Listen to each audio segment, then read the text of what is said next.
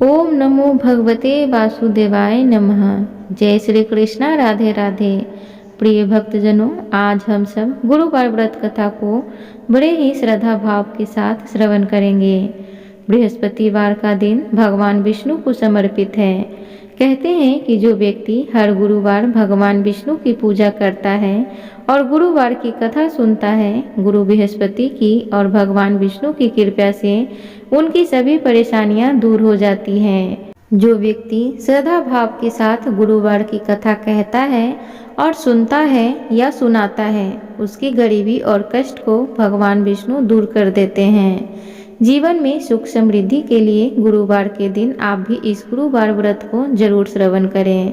श्री हरि के चरणों का ध्यान करते हुए कथा को श्रवण करते हैं। भारतवर्ष में एक प्रतापी और दानी राजा राज्य करता था। वह नित्य गरीबों और ब्राह्मणों की सहायता करता था। यह बात उसकी रानी को बिल्कुल भी अच्छी नहीं लगती थी। वह न ही गरीबों को दान देती, न ही भगवान का पूजन करती थी और राजा को भी ऐसा दान देने से मना किया करती थी। एक दिन राजा शिकार खेलने वन को गए हुए थे तो रानी महल में अकेली थी। उसी समय बृहस्पति देव साधु भेष में राजा के महल में भिक्षा के लिए गए और भिक्षा मांगी तो रानी भिक्षा देने से इनकार किया और कहा, हे साधु महाराज, मैं तो दान पुण्य से बिल्कुल भी तंग आ गई हूँ। मेरा पति सारा धन लुटाते रहते हैं। मेरी इच्छा है कि हमारा धन नष्ट हो जाए और फिर न रहेगा बांस और न बजेगी बांसुरी। साधु ने कहा, हे देवी, तुम तो बड़ी ही विचित्र हो। धन संतान तो सभी चाहते हैं, पुत्र और लक्ष्मी तो पापी के घर भी होने चाहिए। यदि तुम्हारे पास अधिक धन है तो भूखों को भोजन दो, प्यासों के लिए प्याऊ बनवाओ, मुसाफिरों के लिए धर्मशाला खुलवाओ। जो निर्धन अपनी कुमारी कन्याओं का विवाह नहीं कर सकते हैं, उनका विवाह करवा दो। ऐसा और कई काम हैं जिनके करने से तुम्हारा यश इस लोक और परलोक में फैलेगा। परंतु रानी पर उपदेश का कोई प्रभाव न पड़ा। वह बोली, हे महाराज, आप मुझे कुछ न समझाएं। मैं ऐसा धन नहीं चाहती हूँ जो हर जगह बांटती फिरूं। साधु ने उत्तर दिया, यदि तुम्हारी ऐसी इच्छा है तो तथा अस्तु। तुम ऐसा करना कि बृहस्पतिवार को घर को गोबर से लिपना, पीली मिट्टी से अपना सिर धोकर स्नान करना, भट्टी चढ़ाकर कपड़े धोना। ऐसा करने से आपका समस्त धन नष्ट हो जाएगा। इतना कहकर वह साधु महाराज वहां से अंतर्ध्यान हो गए। साधु के अनुसार कई बातों को पूरा करते हुए रानी को केवल 3 बृहस्पतिवार ही बीते थे कि उसकी समस्त धन संपत्ति नष्ट हो गई। भोजन के लिए राजा का परिवार तरसने लगा। तब एक दिन राजा ने रानी से बोला कि हे रानी, तुम यहीं रहो, मैं दूसरे देश को जाता हूँ, क्योंकि यहाँ पर सभी लोग मुझे जानते हैं, इसलिए मैं कोई छोटा कार्य नहीं कर सकता। ऐसा कहकर राजा प्रदेश चला गया। वहाँ वह जंगल से लकड़ी काट कर लाता और शहर में बेचता। इस तरह वह अपना जीवन व्यतीत करने लगा। इधर राजा के परदेसी जाते ही रानी और दासी दुखी रहने लगी। एक बार जब रानी और दासी को 7 दिन तक बिना भोजन के रहना पड़ा तो रानी ने अपनी दासी से कहा कि हे दासी, पास ही के नगर में मेरी बहन रहती है, वह बड़ी ही धन्यवान है, तो उसके पास जा और कुछ ले आ ताकि थोड़ी बहुत गुजर बसर हो जाए। दासी रानी की बहन के पास गई। उस दिन गुरुवार का दिन था। रानी की बहन उस समय बृहस्पतिवार की व्रत कथा सुन रही थी। दासी ने रानी की बहन को अपनी रानी का संदेश दिया, लेकिन रानी की बड़ी बहन ना तो कोई उत्तर दिया और ना ही वह उठी। जब दासी को रानी की बहन से कोई उत्तर न मिला तो वह बहुत दुखी हुई और उसे क्रोध भी आया। दासी ने वापस आकर रानी को सारी बात बता दी। यह सुनकर रानी ने अपने भाग्य को कोसा। उधर रानी की बहन ने सोचा कि मेरी बहन की दासी आई थी, परंतु मैं उससे नहीं बोली, इससे वह बहुत दुखी हुई होगी। कथा सुनकर और पूजन समाप्त करके वह अपनी बहन के घर आई और कहने लगी, हे बहन, मैं बृहस्पतिवार का व्रत कर रही थी तुम्हारी दासी मेरे घर आई थी, परंतु जब तक कथा होती है तब तक तो ना उठते हैं और ना ही बोलते हैं, इसलिए मैं नहीं बोली। कहो बहन, क्यों गई थी?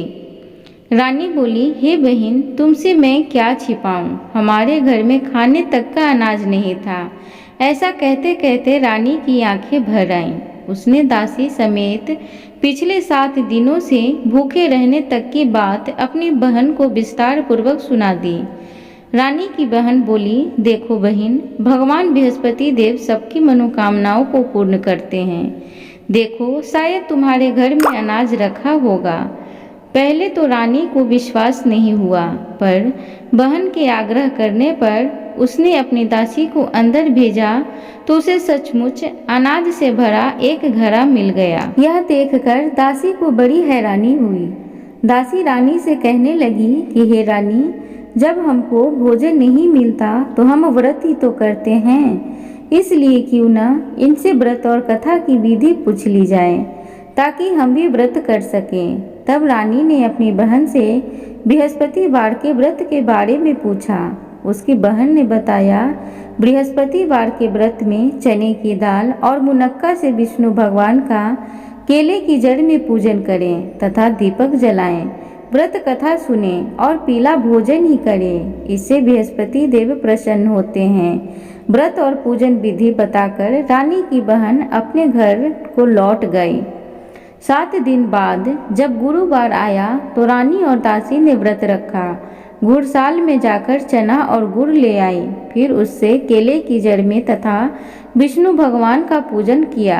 अब पीला भोजन कहाँ से आए, इस बात को लेकर दोनों बहुत दुखी थे। चूँकि उन्होंने व्रत रखा था, इसलिए बृहस्पति देव उनसे प्रसन्न थे। इसलिए वे एक साधारण व्यक्ति का रूप धारण करके 2 थालों में सुंदर पीला भोजन दासी को दे गए। भोजन पाकर दासी प्रसन्न हुई और फिर रानी के साथ मिलकर भोजन ग्रहण किया। उसके बाद वे सभी गुरुवार को व्रत और पूजन करने लगे। बृहस्पति भगवान की कृपा से उसके पास फिर से धन संपत्ति आ गई, परंतु रानी फिर से पहले की तरह आलस्य करने लगी। तब दासी बोली, देखो रानी, तुम पहले भी इसी प्रकार आलस्य करती थी। तुम्हें धन रखने में कष्ट होता था, इस कारण सभी धन नष्ट हो गया, और अब जब भगवान बृहस्पति की कृपा से धन मिलता है तो तुम्हें फिर से आलस्य होता है। रानी को समझाते हुए दासी कहती है कि बड़ी मुसीबतों के बाद हमने यह धन पाया है, इसलिए हमें दान पुण्य करना चाहिए, भूखे मनुष्यों को भोजन कराना चाहिए और धन को शुभ कार्यों में खर्च करना चाहिए, जिससे तुम्हारे कुल का यश बढ़ेगा, स्वर्ग की प्राप्ति होगी और पितृ प्रसन्न होंगे। दासी की बात मानकर रानी अपना धन शुभ कार्यों में खर्च करने लगी, जिससे पूरे नगर में उसका यश फैलने लगा। उधर एक दिन राजा दुखी होकर जंगल में एक पेड़ के नीचे आसन जमाकर बैठ गया। वह अपनी दशा को याद करके व्याकुल होने लगा। बृहस्पतिवार का दिन था। एकाएक उसने देखा कि निर्जन वन में एक साधु प्रकट हुए। वह साधु भेष में स्वयं बृहस्पति देवता थे। लकड़हारे के सामने आकर बोले, हे लकड़हारे, इस सुनसान जंगल में तू चिंता मगन क्यों बैठा है? लकड़हारे ने दोनों हाथ जोड़कर प्रणाम किया और उत्तर दिया, हे महात्मा जी, आप सब कुछ जानते हैं, मैं क्या कहूँ? यह कहकर रोने लगा और साधु को अपनी आत्मकथा सुनाई। महात्मा जी ने कहा, तुम्हारी स्त्री ने बृहस्पति के दिन बृहस्पति भगवान का निरादर किया है, जिसके कारण रुष्ट होकर उन्होंने तुम्हारी यह दशा कर दी है। अब तुम चिंता को दूर करके मेरे कहने पर चलो तो तुम्हारे सब कष्ट दूर हो जाएंगे और भगवान पहले से भी अधिक संपत्ति देंगे। तुम बृहस्पति के दिन कथा किया करो। 2 पैसे के चने मुनक्का लाकर उसका प्रसाद बनाओ और शुद्ध जल से लोटे में शक्कर मिलाकर अमृत तैयार करो। कथा के पश्चात अपने सारे परिवार और सुनने वाले प्रेमियों में अमृत व प्रसाद बांटकर आप भी ग्रहण करो। ऐसा करने से भगवान तुम्हारी सब मनोकामनाएं पूरी करेंगे। साधु के ऐसा वचन सुनकर लकड़हारा बोला कि हे प्रभु, मुझे लकड़ी बेचकर इतना पैसा नहीं मिलता, जिससे भोजन के उपरांत कुछ बचा सकूं। मैंने रात्रि में अपनी स्त्री को व्याकुल देखा है। मेरे पास कुछ भी नहीं है जिससे मैं उसकी खबर मांग सकूं। साधु ने कहा, हे लकड़हारे, तुम किसी बात की चिंता मत करो। बृहस्पति के दिन तुम रोजाना की तरह लकड़ियां लेकर शहर को जाओ। तुमको रोज से दुगना धन प्राप्त होगा, जिससे तुम भली भांति भोजन कर लोगे तथा बृहस्पति देव की पूजा का सामान भी आ जाएगा। इतना कहकर साधु महाराज अंतर ध्यान हो गए। धीरे धीरे समय व्यतीत होने पर फिर वही बृहस्पतिवार का दिन आया। लकड़हारा जंगल से लकड़ी काटकर किसी शहर में बेचने गया। उसे उस दिन और दिन से अधिक पैसा मिला। राजा ने चना गुड़ आदि लाकर गुरुवार का व्रत किया। उस दिन से उसके सभी कलेश दूर हुए। परंतु जब दोबारा गुरुवार का दिन आया तो बृहस्पतिवार का व्रत करना भूल गया। इस कारण बृहस्पति भगवान नाराज हो गए। उस दिन उस नगर के राजा ने विशाल यज्ञ का आयोजन किया तथा शहर में यह घोषणा करा दी कि कोई भी मनुष्य अपने घर में भोजन न बनावे, न आग जलावे। समस्त जनता मेरे यहाँ भोजन करने आवे। इस आज्ञा को जो न मानेगा उसे फांसी की सजा दी जाएगी। इस तरह की घोषणा संपूर्ण नगर में करवा दी गई। राजा की आज्ञा अनुसार शहर के सभी लोग भोजन करने गए, लेकिन लकड़हारा कुछ देर से पहुंचा। इसलिए राजा उसको अपने साथ घर लिवा ले गए और ले जाकर भोजन करा रहे थे तो रानी की दृष्टि उसी खूंटी पर पड़ी जिस पर उसका हार लटका हुआ था। वह वहां पर दिखाई नहीं दिया। रानी ने निश्चय किया कि मेरा हार इस मनुष्य ने चुरा लिया है।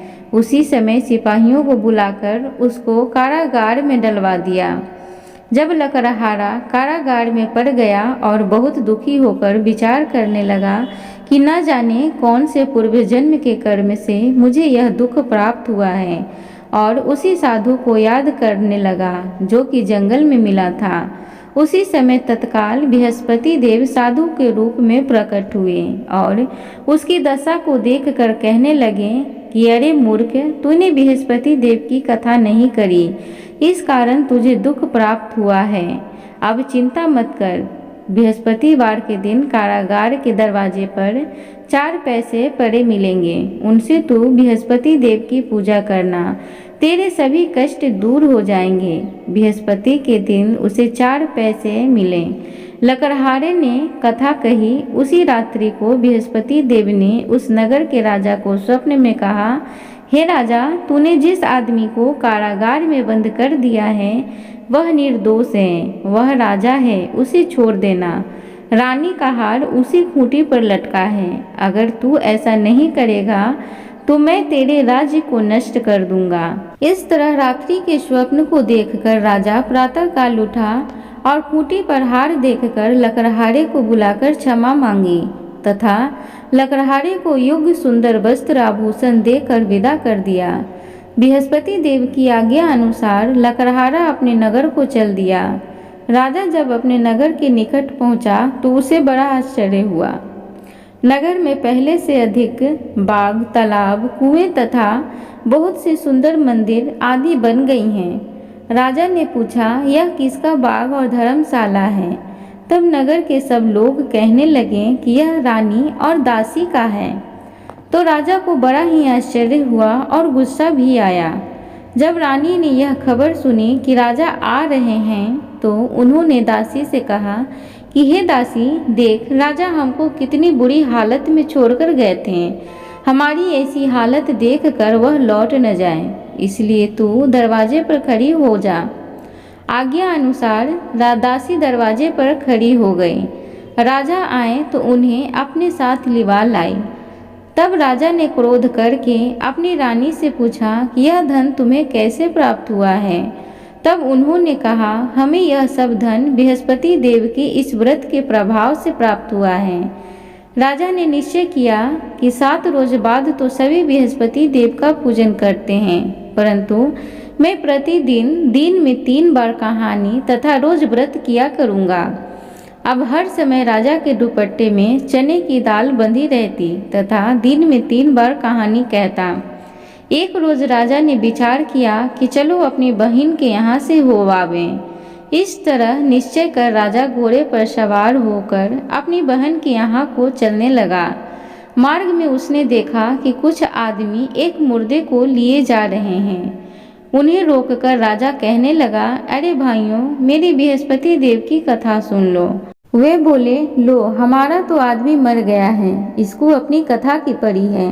परंतु कुछ आदमी बोले, अच्छा कहो, हम तुम्हारी कथा भी सुनेंगे। राजा ने दाल निकाली और जब कथा आधी हुई थी कि मुर्दा हिलने लग गया, और जब कथा समाप्त हो गई तो राम राम करके मनुष्य उठकर खड़ा हो गया। आगे मार्ग में उसे एक किसान खेत में हल चलाता मिला। राजा ने उसे देखा और उससे बोले, अरे भैया, तुम मेरी बृहस्पतिवार की कथा सुन लो।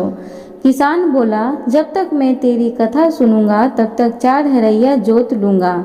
जा अपनी कथा किसी और को सुनाना। इस तरह राजा आगे चलने लगा। राजा के हटते ही बैल पछाड़ खाकर गिर गया तथा किसान के पेट में बड़े जोर का दर्द होने लगा। उस समय उसकी माँ रोटी लेकर आई। उसने जब यह देखा तो अपने पुत्र से सब हाल पूछा और बेटे ने सभी हाल कह दिया। तो बुढ़िया दौड़ी दौड़ी उस घुड़सवार के पास गई और उससे बोली कि मैं तेरी कथा सुनूंगी, तू अपनी कथा मेरे खेत पर चलकर ही कहना। राजा ने बुढ़िया के खेत पर जाकर कथा कही, जिसके सुनते ही वह बैल उठकर खड़ा हुआ और किसान के पेट का दर्द भी बंद हो गया। राजा अपनी बहन के घर पहुंचा। बहन ने भाई की खूब मेहमानी की। दूसरे रोज प्रातःकाल राजा जगा तो वह देखने लगा कि सब लोग भोजन कर रहे हैं। राजा ने अपनी बहन से कहा कि ऐसा कोई मनुष्य है जिसने भोजन नहीं किया हो, मेरी बृहस्पतिवार की कथा सुन ले। बहन बोली, हे भैया, यह देश ऐसा ही है कि पहले यहाँ लोग भोजन करते हैं, बाद में अन्य काम करते हैं। अगर कोई पड़ोस में है तो मैं देखाऊं। वह ऐसा कहकर देखने चली गई, परंतु उसे कोई ऐसा व्यक्ति नहीं मिला जिसने भोजन न किया हो। अतः वह एक कुम्हार के घर गई जिसका लड़का बीमार था। उसे मालूम हुआ कि उनके यहाँ 3 रोज से किसी ने भोजन नहीं किया है। रानी ने अपने भाई की कथा सुनने के लिए कुम्हार से कहा। वह तैयार हो गया। राजा ने जाकर बृहस्पतिवार की कथा कही, जिसको सुनकर उसका लड़का ठीक हो गया। अब तो राजा की प्रशंसा होने लगी। एक रोज राजा ने अपनी बहन से कहा कि हे बहन, हम अपने घर को जाएंगे, तुम भी तैयार हो जाओ। राजा की बहन ने अपनी सास से कहा। सास ने कहा, हाँ चली जा, परंतु अपने लड़कों को मत ले जाना, क्योंकि तेरे भाई के कोई औलाद नहीं है। बहन ने अपने भैया से कहा, हे भैया, मैं तो चलूंगी पर कोई बालक नहीं जाएगा। राजा बोला, जब कोई बालक नहीं चलेगा तब तुम ही क्या करोगी चल के। बड़ी दुखी मन से राजा अपने नगर को लौट आया। राजा ने अपनी रानी से कहा कि हम निर्वंशी हैं, हमारा मुख देखने का धर्म नहीं है और कुछ भोजन आदि नहीं किया। रानी बोली, हे प्रभु, बृहस्पति देव ने हमें सब कुछ दिया है, वह हमें औलाद भी अवश्य देंगे। उसी रात को बृहस्पति देव ने राजा से स्वप्न में कहा, हे राजा, उठ, सभी सोच त्याग दे, तेरी रानी गर्भ से है। राजा को यह बात सुनकर बड़ी खुशी हुई। 9वें महीने में उसके गर्भ से एक सुंदर पुत्र पैदा हुआ। तब राजा बोला, हे रानी, स्त्री बिना भोजन के रह सकती है, पर बिना कहे नहीं रह सकती। जब मेरी बहन आवे तुम उससे कुछ मत कहना। रानी ने सुनकर हाँ कर दिया। जब राजा की बहन ने यह शुभ समाचार सुना तो वह बहुत खुश हुई तथा बधाई लेकर अपने भाई के यहाँ आई। तभी रानी ने कहा, घोड़ा चढ़कर तो आई नहीं, गधा चढ़ी आई। राजा की बहन बोली, भाभी, मैं इस प्रकार न कहती तो तुम्हें औलाद कैसे मिलता। बृहस्पति देव ऐसे ही हैं, जैसे जिसके मन में कामनाएं हैं सभी को पूर्ण करते हैं। जो सद्भावना पूर्वक बृहस्पतिवार का व्रत करता है एवं कथा पढ़ता है अथवा सुनता है और दूसरों को सुनाता है, बृहस्पति देव उसकी सभी मनोकामनाएं पूर्ण करते हैं। भगवान बृहस्पति देव उसकी सदैव रक्षा करते हैं। संसार में जो मनुष्य सद्भावना से भगवान जी की पूजन व व्रत सच्चे हृदय से करते हैं तो उनकी सभी मनोकामनाएं पूर्ण करते हैं। जैसे सच्ची भावना से रानी और राजा ने उनकी कथा का गुणगान किया तो उनकी सभी इच्छाएं बृहस्पति देव जी ने पूर्ण की थी। इसलिए पूर्ण कथा सुनने के बाद प्रसाद लेकर जाना चाहिए। हृदय से उनका मनन करते हुए जयकारा बोलना चाहिए। बोलो बृहस्पति देव की जय, भगवान विष्णु की जय। प्रिय भक्तगण, एक अन्य कथा के अनुसार प्राचीन काल में एक ब्राह्मण रहता था। वह बहुत निर्धन था, उसके कोई संतान नहीं थी। उसकी स्त्री बहुत मलिनता के साथ रहा करती थी। वह स्नान न करती, किसी देवता का पूजन भी नहीं करती। इससे ब्राह्मण देवता बड़े दुखी थे। बेचारे बहुत कुछ कहते किंतु उसका कुछ परिणाम न निकला।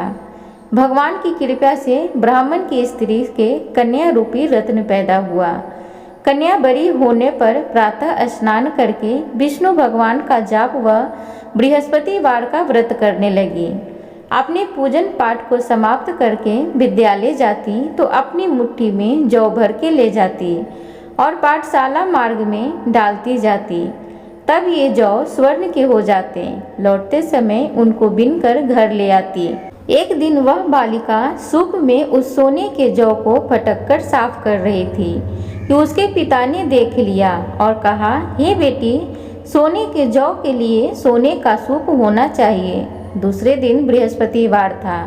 इस कन्या ने व्रत रखा और बृहस्पति देव से प्रार्थना करके कहा, मैंने आपकी पूजा सच्चे मन से की हो तो मेरे लिए सोने का सूप दे दो। बृहस्पति देव ने उसकी प्रार्थना स्वीकार कर ली। रोजाना की तरह वह कन्या जौ फैलाती हुई जाने लगी।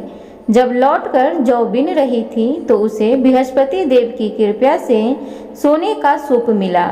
उसे वह घर ले आई और उसमें जौ साफ करने लगी, परंतु उसकी माँ का वही ढंग रहा। एक दिन की बात है, वह कन्या सोने के सूप में जौ साफ कर रही थी। उस समय उस शहर का राजपुत्र वहां से होकर निकला। इस कन्या के रूप और कार्य को देखकर मोहित हो गया तथा अपने घर जाकर भोजन तथा जल त्याग कर उदास होकर लेट गया। राजा को इस बात का पता लगा तो वह अपने प्रधानमंत्री के साथ उसके पास गए और बोले, हे बेटा, तुम्हें किस बात का कष्ट है? किसी ने अपमान किया है अथवा और कारण हो सो कहो, मैं वही कार्य करूँगा जिससे तुम्हें प्रसन्नता हो। अपने पिता की राजकुमार ने बातें सुनी तो वह बोला, मुझे आपकी कृपा से किसी बात का दुख नहीं है और किसी ने मेरा अपमान भी नहीं किया है, परंतु मैं उस लड़की से विवाह करना चाहता हूँ जो सोने के सूप में जौ साफ कर रही थी। यह सुनकर राजा आश्चर्य में पड़ा और बोला, हे बेटा, इस तरह की कन्या का पता तुम ही लगाओ, मैं उसके साथ तेरा विवाह अवश्य ही कर दूंगा। राजकुमार ने उस लड़की की घर का पता बतलाया। तब मंत्री उस लड़की के घर गए और ब्राह्मण देवता को सभी हाल बतलाया। ब्राह्मण देवता राजकुमार के साथ अपनी कन्या का विवाह करने के लिए तैयार हो गए तथा विधि विधान के अनुसार ब्राह्मण की कन्या का विवाह राजकुमार के साथ हो गया। कन्या के घर से जाते ही पहले की भांति उस ब्राह्मण देवता के घर में गरीबी का निवास हो गया। अब भोजन के लिए भी अन्न बड़ी मुश्किल से मिलता था।